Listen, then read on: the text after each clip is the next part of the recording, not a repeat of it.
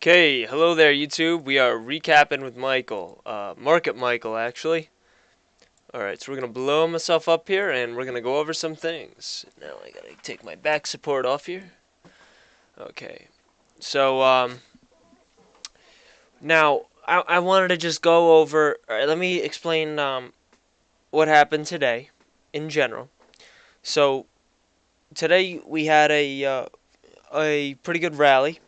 Um, Not as good as Monday's rally, but we had a rally. In that rally, we tested the 61% on the comp, and we we kind of failed resistance for S&P and Dow.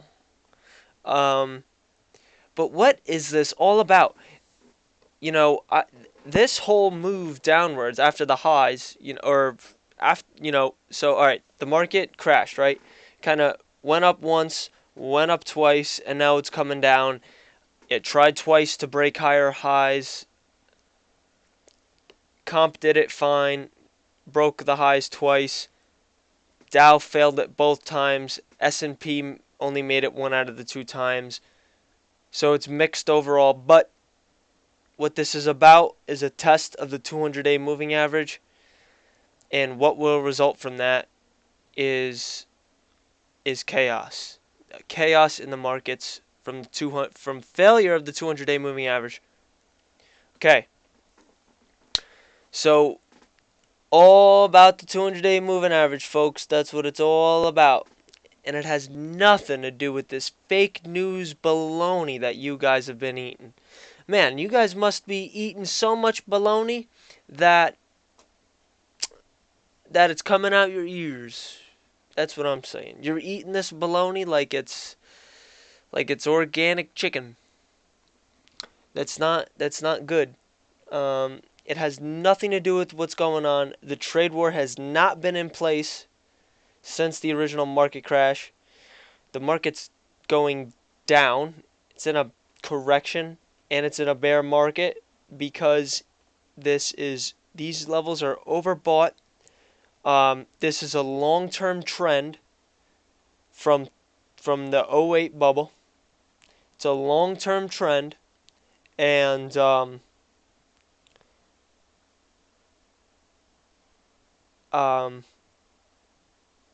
it's not.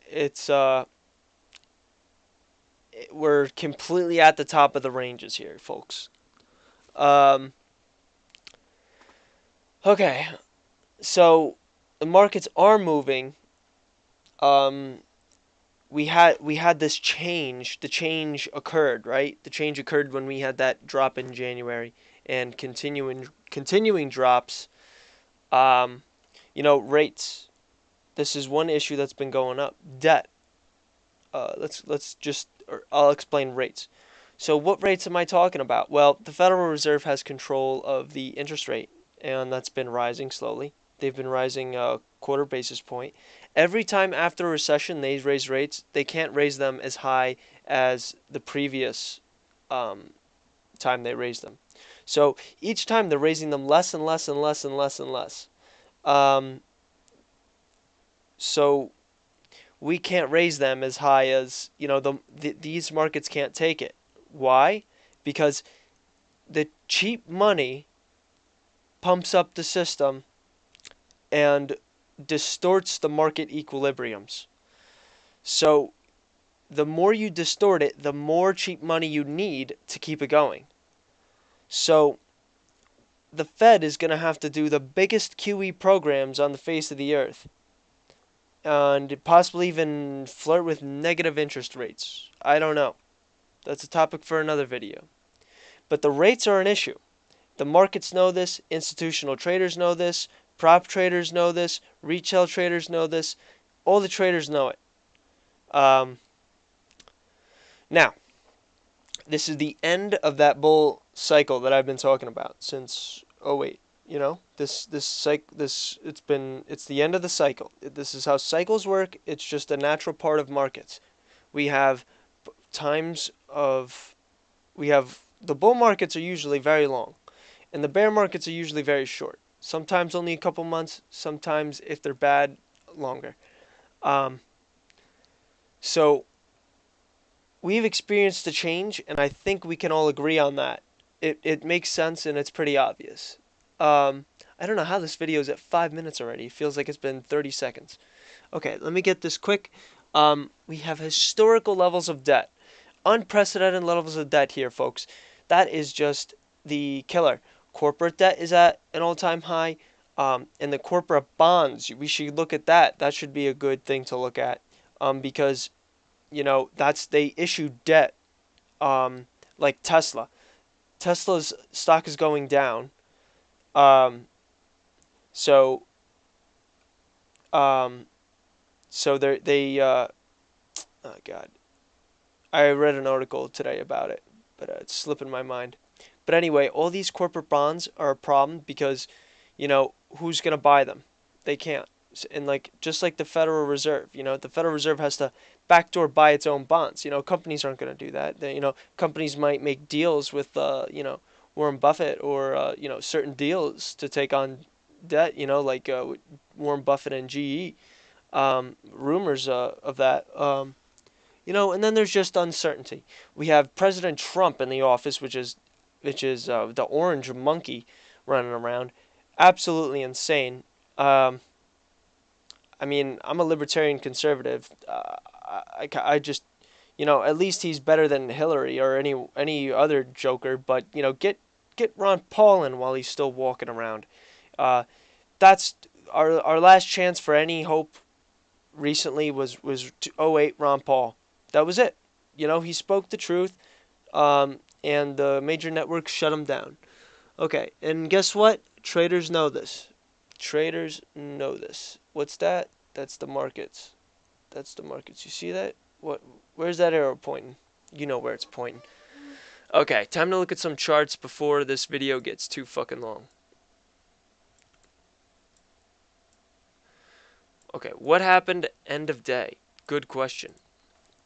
Let me drink some water, if I have any left. I do not have any left. That sucks. My throat is getting scratchy, and you could most likely hear this. Okay. I want all of you to go ahead and look at the MACD. Okay, everyone? This is the MACD. You can see it. It says MACD exponential. What happened after that? After those green bars, after the light green bars turned green, dark green. And what happened after they turned dark green? Well, they started to diminish. Strength started to diminish. And then what happened after that? Well, when strength got to absolutely nothing, which was freaking after almost a 100-point drop here, um, then it became into the bears, into the bearish red MACD negative territory, and we floated here all of Wednesday. Today's Thursday, and that I thought the MACD was gonna roll over because on 30-minute charts it was flat. It was flat, flat, flat. It did not look like it was gonna. Usually, when when the histo's flat, it means it's gonna fail it. It's like with support. But that's the problem because sometimes it's called a flag when you flatline on support, right? When you flatline on support, that's a flat that it could be a potential flag or it fails. So it's a gamble either way. Hopefully you get in before that flag, so you don't have to gamble on it. But anyway, that's what I thought I was going to do on a 30-minute. But on an hour, we started to poke through, and in the mornings I was like, shit, looks like we're poking through. I didn't think we were going to hold the 68. We ended up holding the 68, and we made another move higher. Now, at the end of the day, I kind of thought it was going to keep going. But then once, once 3 o'clock came around, we started to that's when the dark green candles started coming in. Now, differences between Mondays and today, we had a much less strength, a powerful day. Much less. You clearly see it. There's even maybe oh, no. Yeah, much less powerful all across the board. Um, Much less powerful. Much less powerful. Um,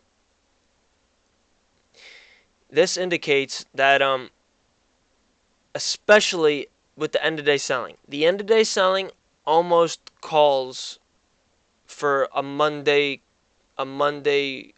crash. Um, we already started it. We didn't. It's not like we just a little bit of sold off. It's not like we completely were strong into the close, to light green into the close. We were red into the close, and I said this was a possibility. Um, and this is what actually happened. I think we're in for some drops Monday, some big drops. You know, some big drops. Let's put them all in a 30 minutes so we could see, and now we can see what I'm talking about here. Look at here. Look at how flat it was.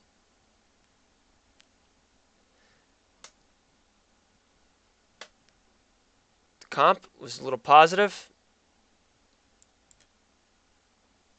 flat for Dow. Now it's weaker. It's definitely weaker across the board, except for the comp. The comp is technically the RSI it was spiked higher because it was more overbought. It was overbought for sure. We had this nice little divergence. We kept on going higher with a lowering CCI. Same thing across the board. So what we're looking at is a Monday madness, panic selling debacle that's going to end up testing the lows that we put in on Wednesday and Monday. And we're also going to test the 200-day moving averages. Now, I'm going to be a gentleman and pull them up for you on stockcharts.com. It's a great website, and if you guys don't know how to use it, maybe I could make a video on it.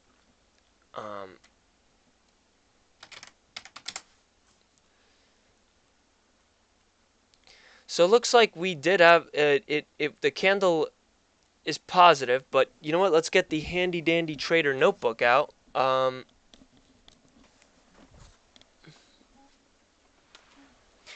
Because these all could be transition candles. We can't really trust this market. All right, so it's a neutral continuation pattern. It's called a spinning top. That's what it's called. We have a big spinning top here.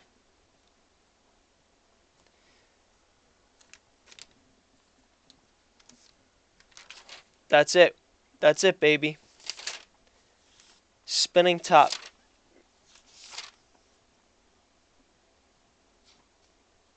Spinning top, spinning top, spinning top. Great. And look here, we're going to test this 6,400. 6,700. So, come on. That's a 300-point drop in the market. 300-point drop. That's what's going to happen.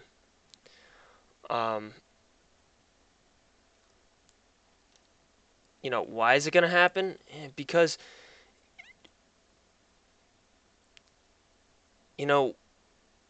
first of all, we didn't expect this year.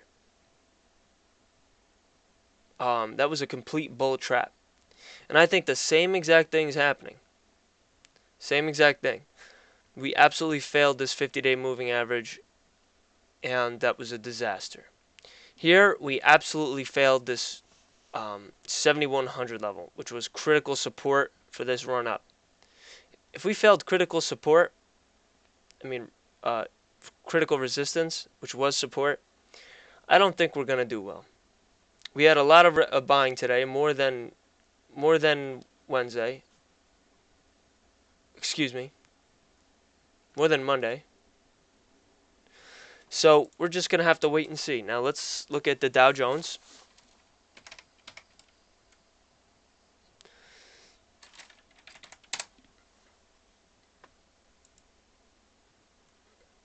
You know what? We looked at the other one. Oh.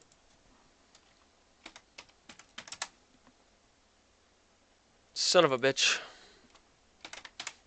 We gotta go with the first one. The CBOE, mate. Again, we're looking at a 23,412 test. This candle right here, that candle is called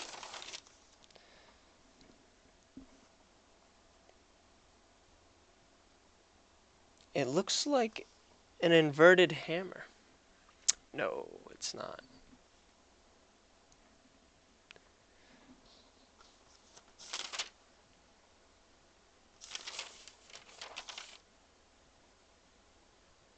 It's almost a spinning top. It is a spinning top.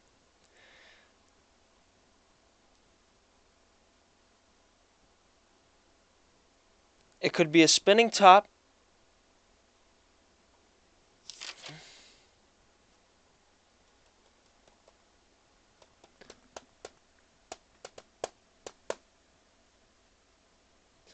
So even though we had a positive day, this is still a neutral continuation pattern.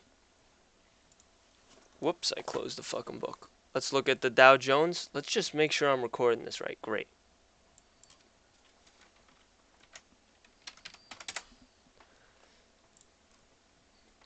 And again here, we actually kept a lot of the gains here. This kind of looks more like the comp.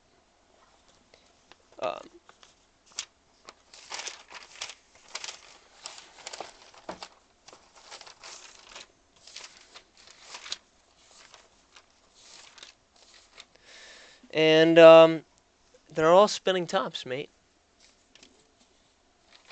They're all spinning tops. There you have it. We're in a neutral continuation pattern. Continuing what? Continuing this bear trend. How do we know this? Because we are in a bear market. That's how we know it. We're trading below the 50-day moving average. If we were in a bull market, we would have, it wouldn't have, this would have never happened in a bull market. This testing of the lows, you know? If it was a bull market, we would have came up and everything would have just kept going higher. Higher and higher and higher. But here we are.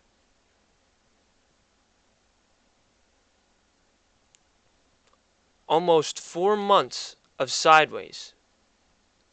This happened in January, no? This crash happened in January.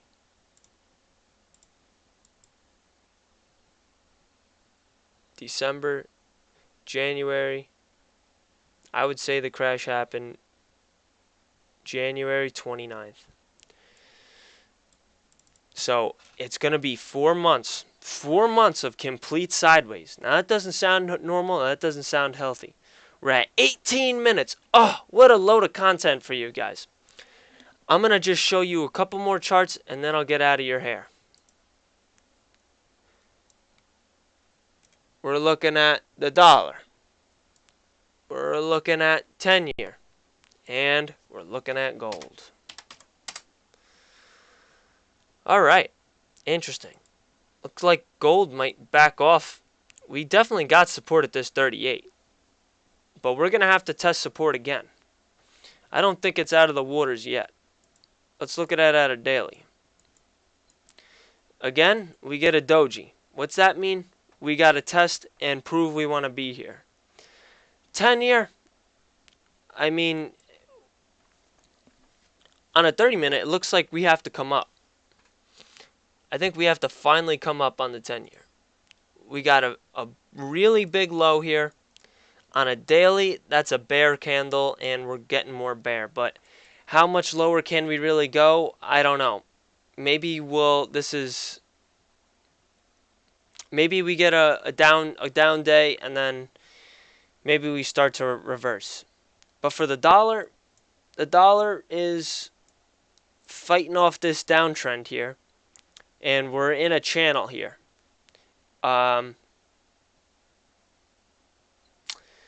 Now, we get a doji here. That's really a transition candle. So we're transitioning from bull to bear, or it could be a continuation. Let's look at a 30-minute. Now, to me, this looks like it's running out of steam and we're coming down. I mean, I thought we were coming down yesterday. Look at this. Look at that decline. But we picked back up. Um, you know, we just got ever so slightly above the highs. We couldn't even break the highs here. It was here as the high, and then we broke it, but looks like we're going back down. So I'm going to say it again. I think tomorrow's going to be another down day for the dollar. I mean, Monday. Monday is going to probably be a down day for the 10-year. Well, the 10-year yield. And gold could possibly rally off this point. But I wouldn't make any bets with gold. If you really wanted to, you could. We see here the MACD's decreasing. But let's look like on a 10-minute chart.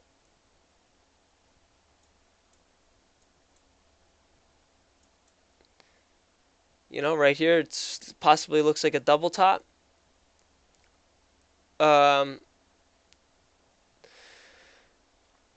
So if gold goes down, then that's kind of wild, and that's going to put less pressure on the dollar. It's opposites. So the more pressure there is on the dollar, the higher gold goes. The more pressure there is on gold, higher dollar goes. There's also a relationship between gold and oil. And I gotta make a video on the petro yuan and what that's doing. I gotta make news videos. That's what I gotta do, and cover the real news, because all these bastards are fake. I have to cut it at this. It's been a 20-minute video. To me, it feels like a 5-minute video. I can keep going on and on about this crap. So thank you very much for watching Recapping with Michael. It's been a long day. It's been a crazy day. We had crazy ups today.